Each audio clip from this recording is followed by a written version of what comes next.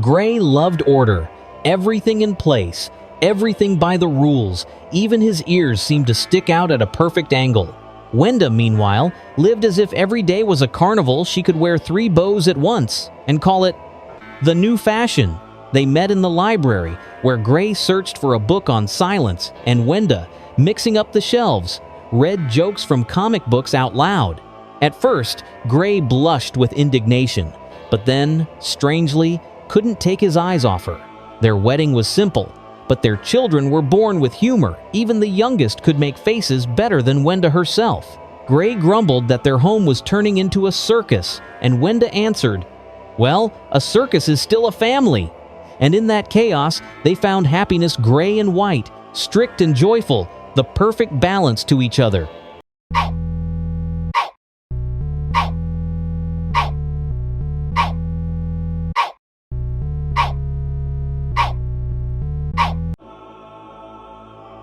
Gray insisted on rules. Dinner at 6, bedtime at 9, silence after 10. Wenda and the children, of course, treated these rules as optional suggestions. One evening, Oren brought them musical headphones, and the whole family had a dance party that lasted until midnight. Gray tried to stay serious, but when the youngest jumped on his shoulders and yelled, "Circus time!" he couldn't help laughing. Wenda teased him, "See, even Mr. Serious can dance." Durple occasionally visited to teach the kids monster faces, which made Gray roll his eyes. But secretly, he was proud their family had turned discipline and chaos into something magical.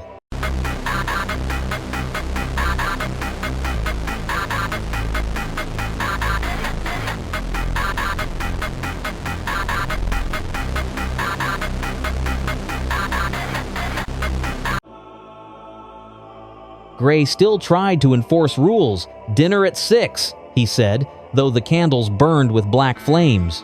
Wenda turned their family dinners into monster feasts, encouraging the children to roar like creatures of the night. Oren's headphones now played strange, distorted sounds that made even the bravest shudder. Durple came by, teaching the kids how to make scarier faces this time. Their eyes glowed faintly in the dark. Gray rolled his eyes, but deep down, he feared these games were becoming too real. Even the family portraits on the wall began to twist, smiles stretching wider with each passing day. Still, their home echoed with laughter, though now it mixed with whispers that weren't entirely their own.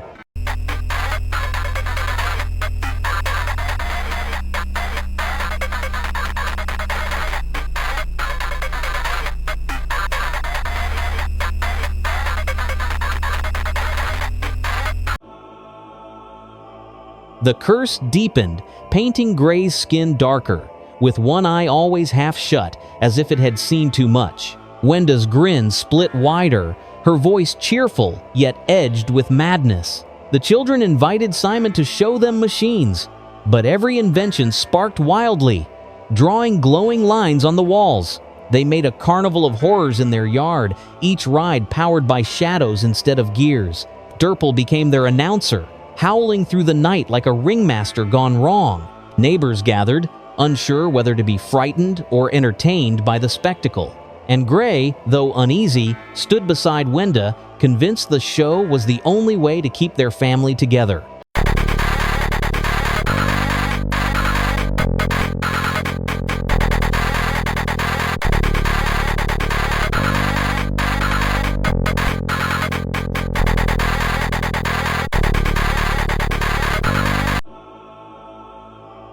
Gray's skin turned ashen, his wounded eye glowing faintly red in the dark. Wenda organized shadow concerts, with the children humming eerie notes that made the air vibrate.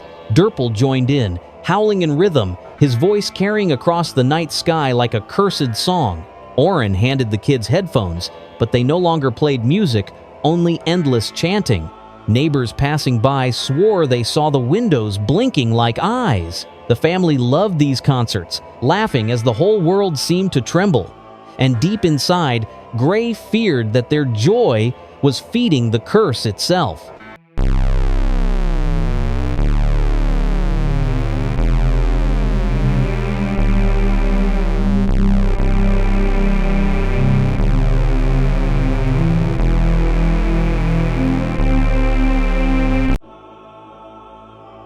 Gray's wounded eye flickered between red and black, while his skin seemed to fade into the walls.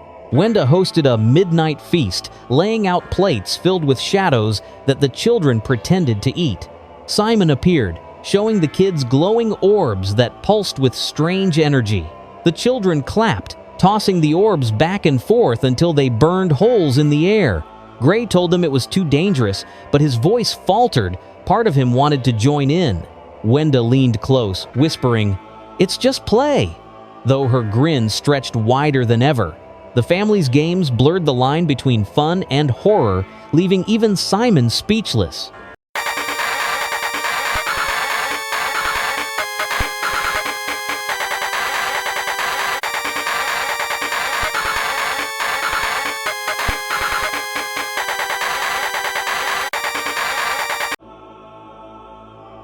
Gray's body was marked by deep red cracks, glowing faintly in the darkness. Wenda organized a festival of shadows, inviting the children to perform strange dances under the moon.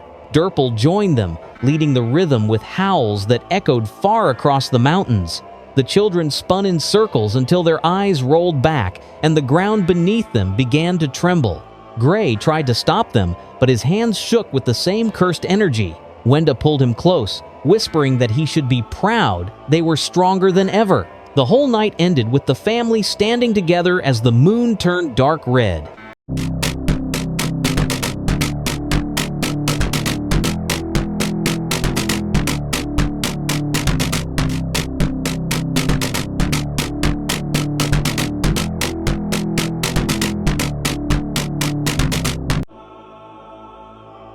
Gray's steps grew heavier as he led his family into the mountains, where the rocks hummed with unseen voices. Wenda carried food for a midnight picnic, though the baskets were filled with black smoke. The children played rock echoes, shouting into caves until distorted voices shouted back. Durple appeared, guiding them with his howls, which seemed to wake something beneath the ground. Gray placed his hand on the earth, feeling it throb like a giant heart. Wenda encouraged the children to sing louder, their voices cracking the stone walls. When the ground split open, the family laughed as if the mountain itself had joined their games.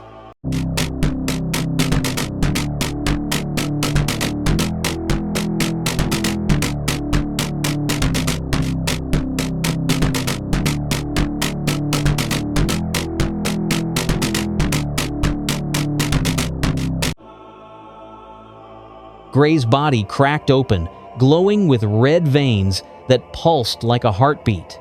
Wenda held the children close, teaching them chants that bent the wind itself. The family traveled to the sprunki graveyard, turning tombstones into seats for their picnic. Durple joined them, his howls harmonizing with the children's chants until the ground trembled. Gray pressed his hand into the dirt, and skeletal hands began to reach up, joining their games. The children laughed, playing catch with skulls as if they were toys. When the night ended, the graveyard had turned into their twisted playground.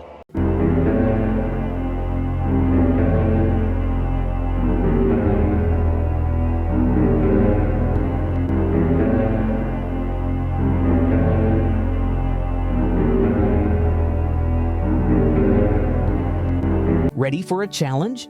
According to statistics, only 3% of viewers manage to like the video and subscribe to the channel before the timer runs out.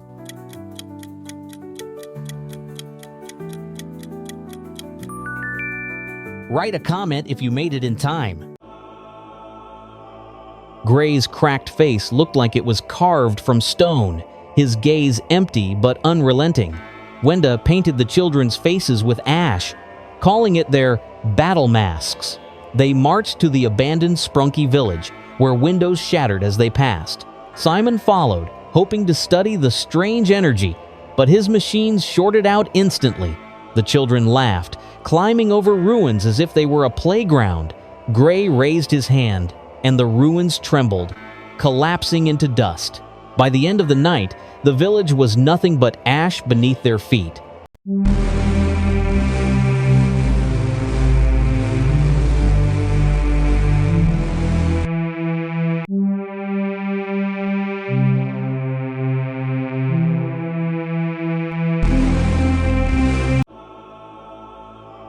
Black's curse pulsed stronger through Gray's veins, his body vibrating with unnatural energy. Wenda led the family into the mountains, where the rocks glowed faintly red. The children carved runes with their bare hands, leaving trails that burned even in stone.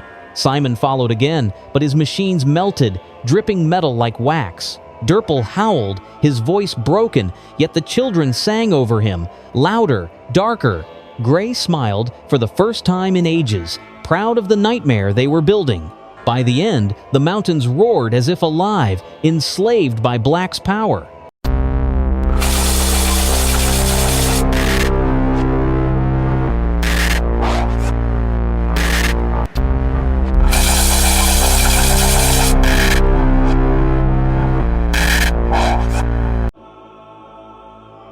Gray's head pulsed like a cracked bell, bleeding darkness into the air. Wenda stood beside him, her hands trembling, yet she smiled as if nothing was wrong. The children wandered into the swamp, where they met Veneria, her vines twisting nervously. They turned her garden into a maze of hunger, feeding it with their own shadows. Veneria begged them to stop, but the vines grew wild, wrapping around the children as if alive.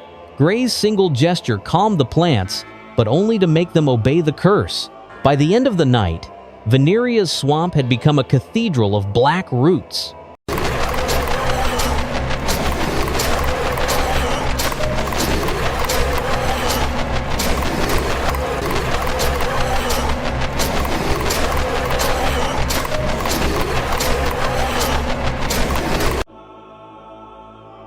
Gray's presence made the air colder, frost spreading with every step. Wenda carried a black lantern, its flame alive and whispering names. The children lured Funbot into a strange theater of shadows, where the stage was built from broken mirrors. He tried to speak, but his words glitched, turning into screams from voices not his own. Gray lowered his head, making the mirrors shatter into knives of glass. Wenda laughed softly as the children picked up shards to play with. When dawn came, the theater was gone, but screams still echoed through the streets.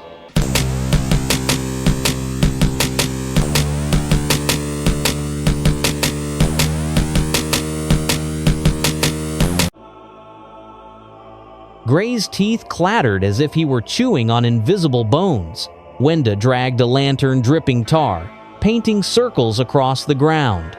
The children pulled Owak CX into their game called Steps of Silence, where each step erased sound itself. He moved nervously, but soon the silence spread, devouring the voices of the others. Gray bent down, whispering something that made Owak CX's eyes turn pitch black.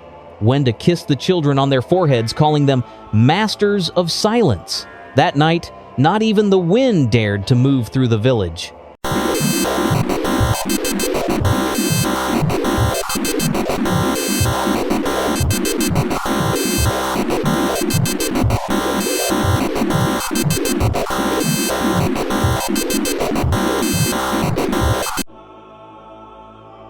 Gray's jaw unhinged, his mouth spilling shadows that spread like smoke. Wenda carried the children on her shoulders, their eyes glowing like twin lanterns. They went to the ruins where Ratty once played music, forcing him to strike drums made of bone. Each beat rattled the earth, summoning echoes from beneath the soil. Gray stomped, and the echoes turned into howling spirits that swarmed the ruins. Wenda clapped her hands, proud of their concert of shadows. By morning, the ruins had sunk into the ground, swallowed by the curse.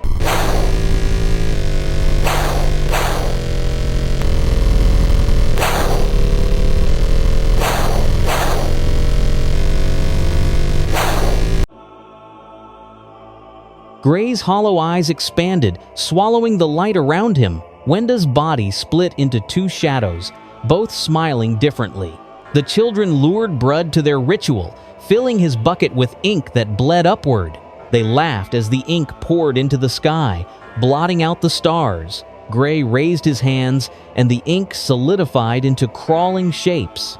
Wenda clapped, calling it the family's new sky. By sunrise, no one remembered what the stars once looked like.